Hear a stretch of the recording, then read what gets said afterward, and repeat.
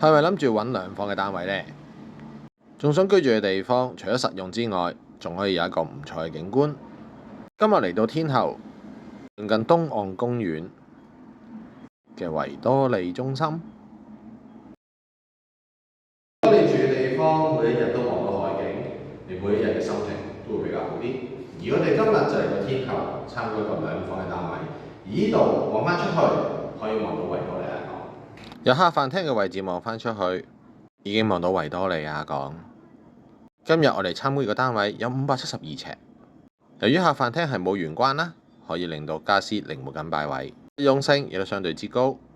而廚房係曲尺型嘅設計，可以考慮裝翻櫃，增翻收納空間。今日參觀呢個單位有個好特別嘅地方，兩間房都有對流窗，而景觀亦都相對開揚。